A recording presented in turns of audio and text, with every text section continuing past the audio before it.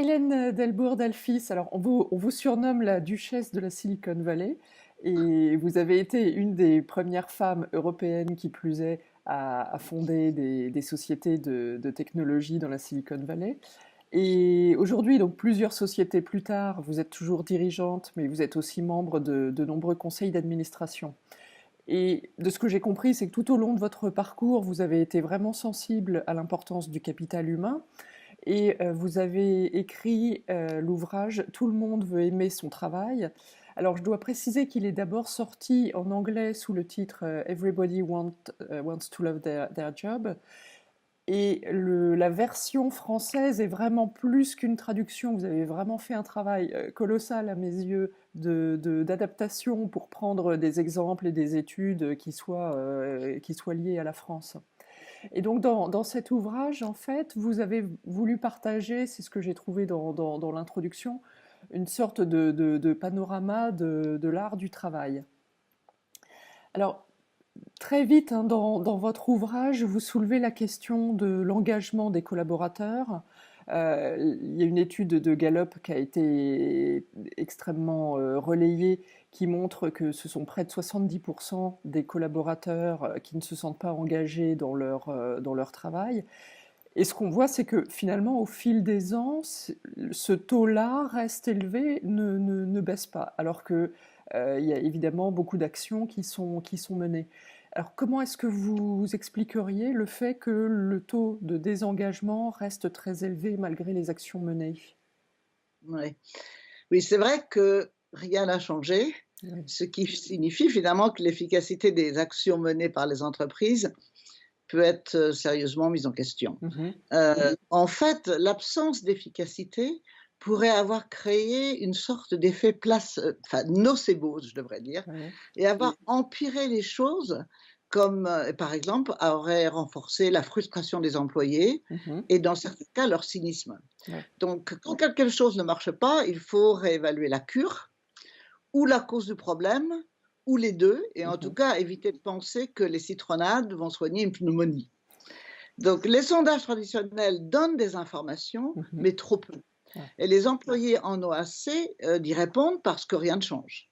Et rien ne change parce que ces sondages sont devenus une boîte à cocher pour les départements de RH, Mhm. dont le pouvoir est souvent très limité, ce qui leur rend virtuellement impossible, de toute façon, de discuter des causes profondes du malaise actuel et encore plus de discuter de ses remèdes. Donc, je voudrais mentionner rapidement 5 de ces remèdes. Il faut d'abord, faire une mise à jour du style de leadership. Ouais. Alors que les entreprises responsabilisent les clients, en d'autres termes, leur donnent de plus en plus de pouvoir comme consommateurs, ces mêmes consommateurs, lorsqu'ils arrivent dans une entreprise, doivent en quelque sorte changer de personnalité, se conformer à des pratiques où ils ne peuvent même pas parler au boss de leur boss sans s'attirer des ennuis. Mhm. Il y a clairement un problème sociétal. Donc l'organisation des entreprises n'a pas évolué aussi rapidement que la société civile qui les fait vivre.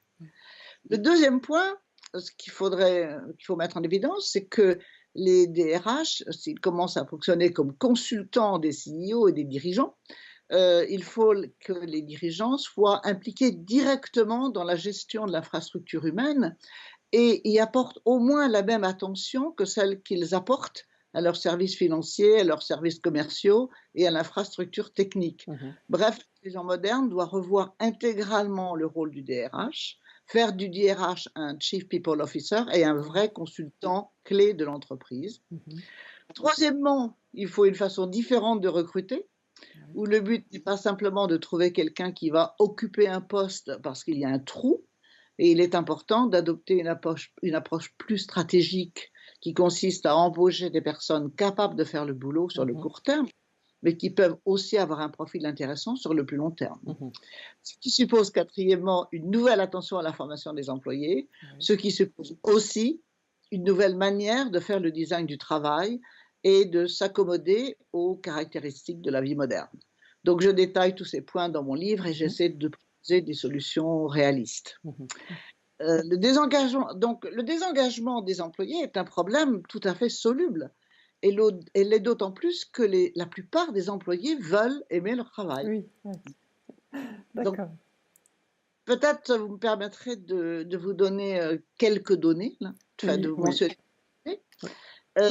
Rapportant les résultats du 10e baromètre sur la santé et de la qualité de vie au travail, Mhm, le groupe de protection sociale Malakoff-Médéric, mm. euh, un article de Challenge de septembre de cette année, dit que 68% des salariés sont contents de venir travailler le matin. Bon. Mais ils sont autant à qualifier leur travail de nerveusement fatigant. Ouais, Il ouais. n'y a en fait pas vraiment une contradiction. Mhm, En fait, le désengagement des employés est non pas un refus de travailler, mais une déception continue et l'expression d'une dissonance. ouais. Donc, pour résoudre des problèmes, il faut trouver des solutions aux différents sujets de grief et de Mhm, déception par les employés. Donc, 46% des employés évoquent des horaires de travail plus souples. mhm, C'est tout à fait possible dans la grande majorité des cas. Et oui, on se demande pourquoi ce n'est pas systématique. ouais. 24% voudraient la possibilité de faire du travail. Mhm, C'est aussi tout à fait faisable, d'autant que toutes les technologies vidéo sont quasiment gratuites, ouais, ou sont même gratuites. 22% voudraient avoir des objectifs en adéquation avec les ressources, mhm, ce qui est aussi possible. Ça ouais. suppose une meilleure analyse des projets. Mhm, 30% disent avoir du mal à gérer les priorités. C'est aussi possible quand on définit les projets avec clarté. mhm, 42% souffrent du manque de reconnaissance. Donc, on se demande pourquoi, en fait, les boss, les patrons ne ouais. sont pas reconnaissants aux employés. Et 75% ou quelque chose comme ça voudraient plus d'autonomie. Mhm, Mais ce n'est pas possible. mm, On se ouais, demande pourquoi aussi. ouais, ouais. Donc, évidemment, l'équité, la rémunération. Mais bon, ce n'est que l'équité et la rémunération, ce sont des points, je dirais, de base, comme l'équilibre entre la vie professionnelle et la vie privée, mais ce n'est pas ce qui fait que les gens sont désengagés. Ouais. Alors, bien sûr, les employés voudraient avoir une réduction du temps de travail dans 28% des cas, je crois. Mhm, Mais j'aurais tendance à dire que ce pourcentage est élevé parce que les autres points ne sont pas réglés. oui, C'est-à-dire on veut quitter le travail parce qu'on n'est pas heureux au travail. oui, oui, Donc, oui. même ce que je dirais que même si la réduction des heures de travail et l'augmentation du nombre de jours de vacances Mhm, réduisent le fardeau du boulot, mhm, le travail, si la qualité de vie au travail n'est pas respectée, est une catastrophe de toute façon. ouais. Okay. Donc, D'accord. donc, la question de la réduction des heures de travail n'est pas la chose la plus importante Ouais. parce qu'un bagne, même à mi-temps, reste un bagne.